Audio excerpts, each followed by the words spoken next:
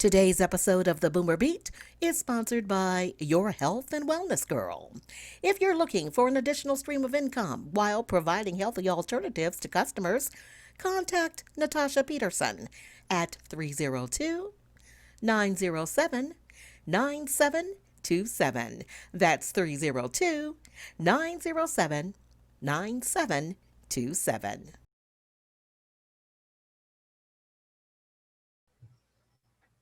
Hello, and welcome to this edition of the Boomer Beat with your host, Beverly Mahone.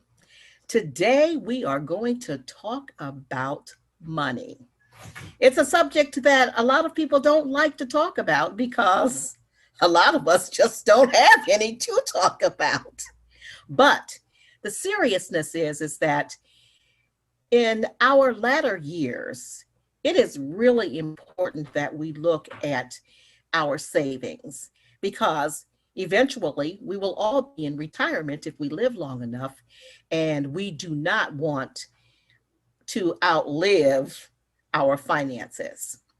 Joining me today is a woman I actually met on Twitter, and I was captivated by her because I read her story about what she had gone through with her husband and their finances. And then I listened to another podcast she was on, and I invited her to come and tell us her story because I tell you this much, her story is probably your story.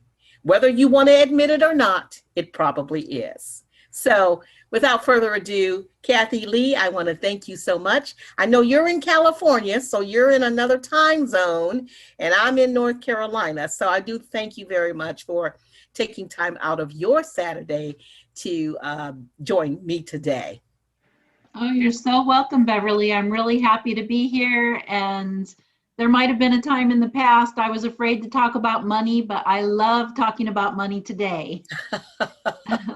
Well, I love talking about it too. I just don't have enough of it. But I do want to share this with the audience before we go on.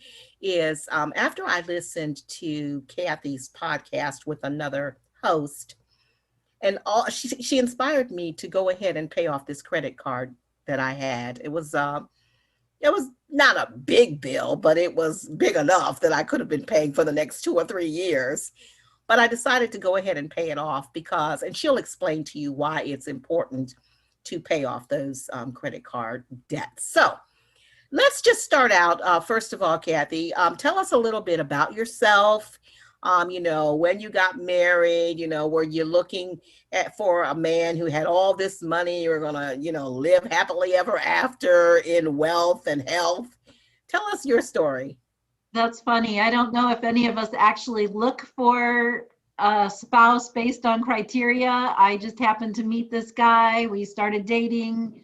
We liked each other. We ended up getting married, but we met in Arizona where we were both living. And we've been married for 32 years, so a long time. But my husband was a professional cabinet maker for commercial installations, and I've been a social worker for many years. And for a long time, we just lived our life, spending our money.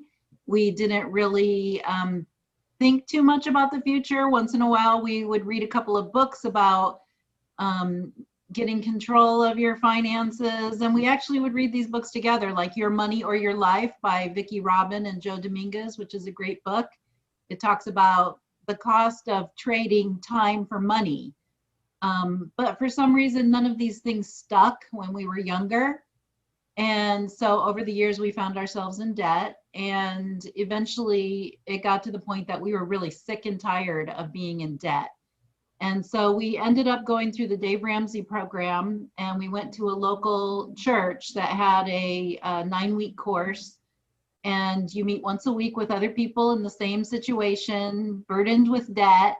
And we watched a series of videos each week with Dave Ramsey and the people that he interviewed. And there's a series of lessons about the baby steps of how to get out of debt and how to stay out of debt. And we took all those lessons to heart and started paying off our debt. and we paid off a lot of money, but eventually um, it was just became too difficult because it was during the 2008, 2009 recession, and um, we had so much debt, and my husband wasn't working for a while. And so we still struggled along until about, I think, 2013. My husband had a brain aneurysm, and he was working at his job. So this happened out of state on a job site, and luckily he survived, but he wasn't able to go back to work. He has bad memory problems, and he tried to go back to work, but eventually he had to go on disability. And so he's retired on disability, and I've continued to work. And I feel like I want to really help us catch up our retirement savings, because when we were younger, we didn't save enough. And we also went through a bankruptcy around the time that he got his aneurysm, because we just, were overwhelmed. Even though we'd paid off a lot, it was just too much. And then he wasn't working, and he had that medical emergency. So you don't plan for these kinds of things. Like, I didn't plan who to marry. I didn't figure out, oh, I should marry a rich man. And the same with my career. When you're young, you don't think like, oh, I should get a job that has really good benefits and makes a lot of money. No, I just thought I want to do something that I think would be fun, that I would enjoy. And I chose social work, which is a very low paying profession. So we don't think about these things, and we just end up living our lives. And so this many years later, now I'm still working in a social work job, but it's a good job, and I'm able to take advantage of some of the benefits and work on catching up retirement. And I've gotten very interested in money and learned a lot more about it that I wish I knew when I was younger, but you just have to start where you are. That's true. Now, let me ask you this question about when you were younger and you were working. Were you not aware of the 401k plan? Did your company not offer it, or is it something you just didn't know enough about and you weren't interested because you'd rather have all of your money from your paycheck? Yes, I think I wanted to have all of my money from my paycheck. And when I was in my first job, and most of my jobs were at private or at nonprofit organizations, and so a lot of them didn't offer a 401k. There were a couple that did, and I didn't participate because I thought I needed all my money. I spent all my money, so I must need it all. But I really regret the fact that I didn't do that when I was younger, because of the compound interest over time. There was one job I had at a county government that made it mandatory that a certain percentage was put into like a 401k. And I didn't participate by putting any extra, but the small amount that was mandatory, like in 15 years, I think it had like $3,000 to $5,000 in it. And then over all these years since I've been out of that job, it's grown to $15,000 or $20,000. So that was really effortless, and I should have taken advantage of it when I was younger. And I think that's what most young people, well, maybe more young people are getting more educated today than before. But I think with our generation, I don't think we really saw the benefit because, as you said, it was our money. We wanted to spend it. We wanted to live well. And that 401k, putting so much money aside, just didn't seem to make sense if you really can't see 40, 50 years down the road. So Right. I definitely understand that. Now, so you have children, right? I have a daughter, she's 23. Okay. So did you not think about saving money so she could go to college? I mean, how did that play out? I didn't think about that either. We didn't even have our daughter till we'd been married for 9 years. And then by the time we had her, that was a period that we had a lot of debt. And we did the best we could to even put her in a private high school. So it was a Waldorf high school, and it cost a little more. We got some financial aid to send her there, but a huge chunk of our money just went to that. And it turned out that our daughter didn't really know what she wanted to do. And she also grew up in a house listening to Dave Ramsey on the radio. Um, so she's pretty good with money. She didn't see the value of going to college if she didn't know what she wanted to do. I mean, at a university, because it's more expensive to go there. In California, we have really good community colleges, and here where we live, there's one that's rated one of the highest in the country. And so she just chose to go to the community college because she didn't know what to study. And so she has knocked out all of those classes that are the general education classes at a very low price. And she's actually really proud of herself for being able to say she paid her own way. We have offered that we now can afford to help her finish out with university if she wants to transfer. And she's not sure because she likes the idea that she could make her own way in the world. And I'm not 100% sure what she'll do. I'm not sure if university is right for everyone. I really see a strong value in having a degree, but we'll see what happens for her. She'll have to find her own way. I hear you. Now, would you mind sharing the maximum amount of debt that you and your husband accrued? It was a long time ago, and I wish I knew the actual amount, but we had a mortgage on a home, and it was probably three to $400,000. We had a lot of credit card debt. We had probably 10 credit cards or something like that. And we also tried to adopt a baby from Guatemala.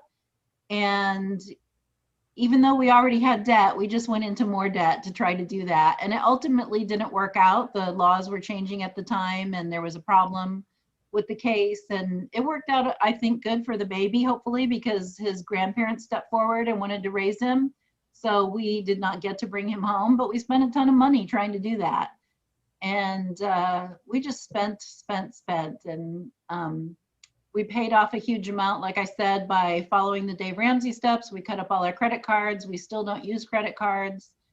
And we've been able to stay out of debt ever since then. But I don't know the total amount.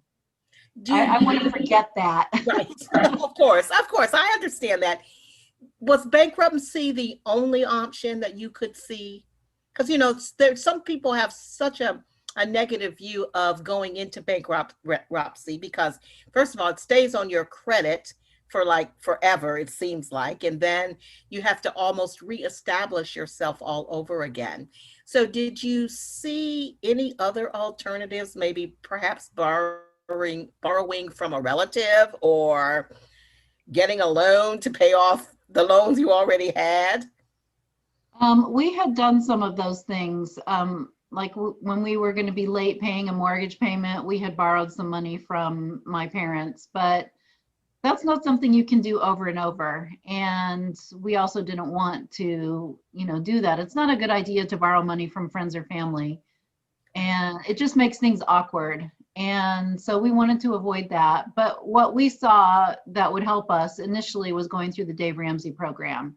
And it definitely did help us because it changed our mindset about money. It taught us to live below our means. We sold all kinds of stuff that we had to get, money to put towards our debts. And we took side jobs, extra jobs. So we realized from going through the Dave Ramsey program that we had a lot more control over our situation than we might have previously thought. So Dave Ramsey definitely gave us tools. But ultimately it ended up being too much with my husband's brain aneurysm. At the time, right after his brain aneurysm, my job cut back all of our hours. And normally that would be like devastating, but I'm like, I've got bigger problems. My husband just has almost died. So yeah, I think doing other things if possible before bankruptcy is important because it teaches you things. And we did learn to live below our means and not to borrow. And so they're all valuable lessons, but not necessarily the lessons you want to go through the hard way. Exactly. Now, with the Ramsey program, I do recall you saying that you had to take a trip out of the country. Is that not correct? Didn't you all travel abroad? We have traveled abroad, but not related to the Dave Ramsey program. Oh, okay. I thought I heard you say in the program that you had traveled abroad because you wanted to go, something Oh, was going on over there and you wanted to. I know what you're talking about. Yeah. So the Dave Ramsey program really teaches you how to get out of debt. And then finally, it teaches you how to become financially independent. And his idea is to save 15% towards retirement. Well, we're older by the time we got there to start saving for retirement. If we only save 15% of our income, it would have taken us another 43 years to retire. We'd be working forever.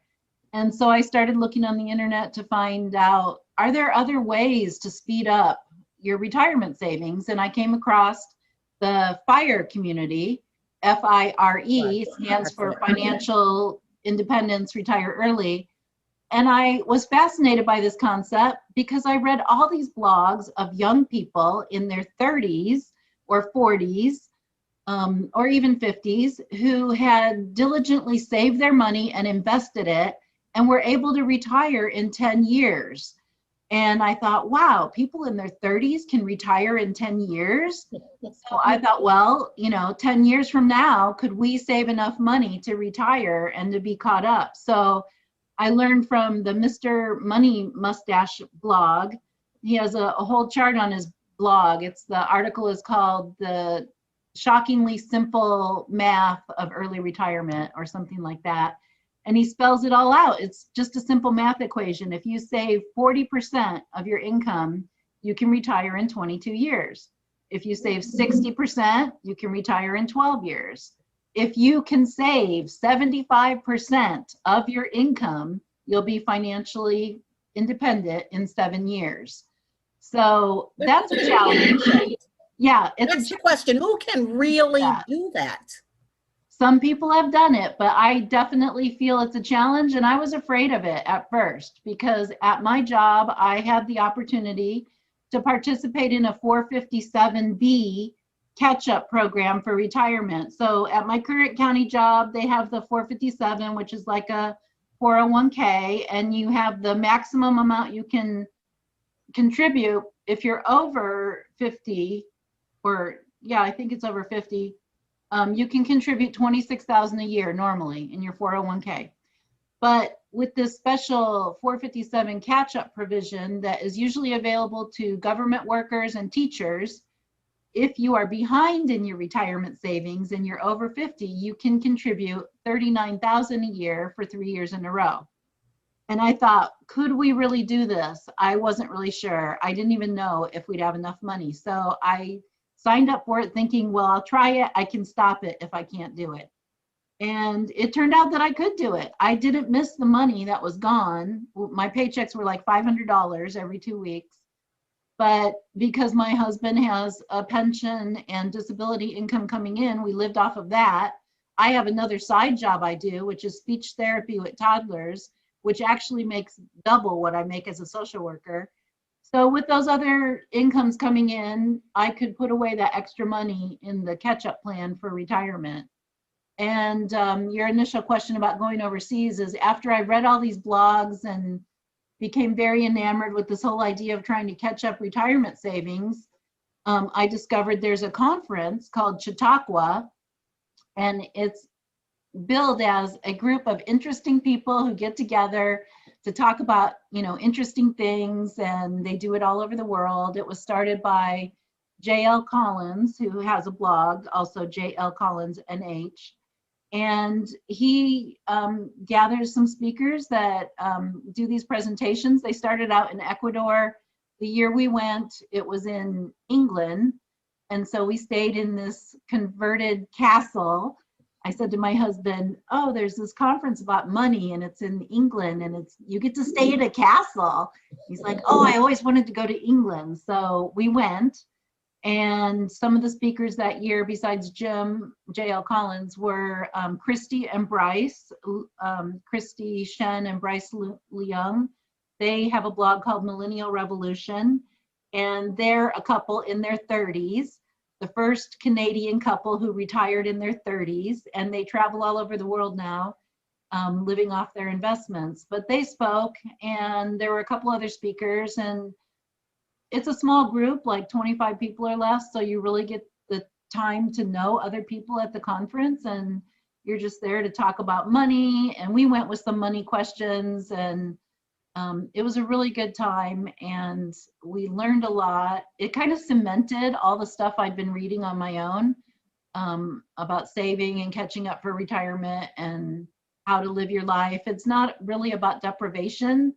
It sounds like it's about deprivation when I say, oh, live off 60% of your income. But for us, what that meant was we cut out all the stuff that wasn't important to us. So we drive old cars, only buy used cars. We don't have cable TV. We don't go out to eat that much. We don't have magazine subscriptions. We don't buy all the new cool gadgets or the brand new phones that come out, because we don't care about any of that stuff. What we really care about is traveling. So instead of spending on TV and stuff like that, we save that money and then we can use it to go travel. Okay, very good. So you've got a trip planned once we get out of this pandemic? The Chautauqua conference that I mentioned is actually so much fun. We've gone to it 3 times. The first time was in England, then we went to Greece and then Portugal, and they were supposed to go this year to Croatia, but of course it was canceled due to the pandemic. Um, there are a few other trips that we would definitely go on, possibly to Italy, or my husband spends all his time looking at these things on the internet about where to go live, where to go travel. And one of the compromises we've made, because I feel like I just want to earn a little bit more money to make a bigger cushion for our retirement. I really don't want to give up my job for a couple of years. I've had to compromise with my husband, who says, I'm retired, you should retire. But we can't go anywhere right now anyway. So I just said, I'm going to work a little bit longer and we'll take some nice vacations. So we usually do take 2 or 3 nice vacations a year. Okay, great. Now, you mentioned investing. Are you all dabbling in the stock market now, or is just all of your money going towards your retirement plans? Or are you doing something on the side? Well, because we're trying to catch up our retirement, I want to save a lot more than what the government allows me to save in retirement accounts. So I am investing in the 457 at my job. It's already maxed out for this year. And we also, if we qualify, we also put money in an IRA. I can put money in a spousal IRA for my husband. And if we make too much money, there's limits on how much you can put in the IRA. So that impacts it a little bit. But we also have a taxable brokerage account, so that's stocks, and we keep it really simple. We just invest in index funds, which are the lowest cost stocks. That's another area that I disagree with Dave Ramsey a little bit. Besides 15% not being enough to save for retirement, he recommends using a financial advisor and investing in mutual funds that the financial advisor picks out for you. Some people don't feel comfortable picking out their own investments. So it's great that that's available, that there's somebody to help you. But in addition to paying for the fees of the investment itself, you're also going to pay fees for the financial advisor. So on the and they're not magic. They don't know what's going to make money or not. They're just guessing. And so it's a little bit easier and simpler to just invest in index funds, because that is the entire stock market. And you're buying a little piece of every company. And you just set it and forget it. And it's very, very inexpensive. It's the cheapest way to invest that there is, I think. Okay. Well, my husband and I are dabbling in the stock market. Just I used to work for Merrill Lynch, Oh, so yes. I have some working knowledge, and I'm trying to put it to good use because, like we are also concerned about retirement. And the other thing too is that as hard as this question is to ask you, where do you think you'd be now if you had actually lost your husband? I mean, because here's the thing, so many women in our age group are either divorced or they're widows and they are struggling to make ends meet. So this is not, well, we may, or you may seem like, you have it all together now, but it could have been another way. Yeah, it was definitely bad when we were younger, when we were not very good with money. And if my husband would have died, we did have some life insurance, but it probably would have paid for the house. But I would, of course, still be working. Um, it would be harder to build wealth. It's easier when there's two people bringing in an income for sure. And divorce is the worst thing that can happen to your wealth. So, I used to work in a domestic violence program, and I don't recommend that anybody stay in a marriage where they're getting abused.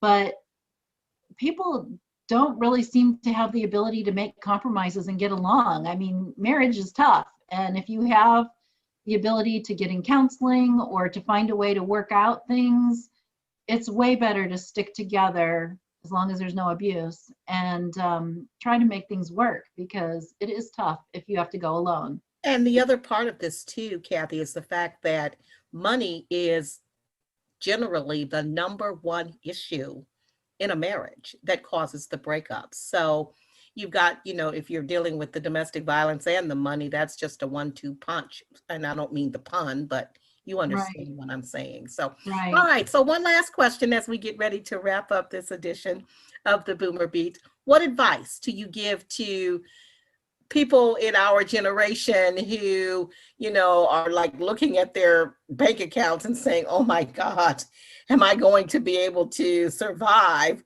once I retire? Right. I think that it's a new concept to try to think about becoming financially independent and retiring early or retiring on time with enough money. So I usually tell people to educate themselves, and I point them in the direction of some of the different financial blogs and writers that have put out some good books. There's all kinds of books and blogs out there about financial independence. You can just go online and search, financial independence, retire early. It kind of opens your mind that there is other things you can do. And right now, in this time when people have lost their jobs because of the pandemic, I read an article the other day on BuzzFeed about all these people who had lost their jobs and they've gone through their savings and they have zero.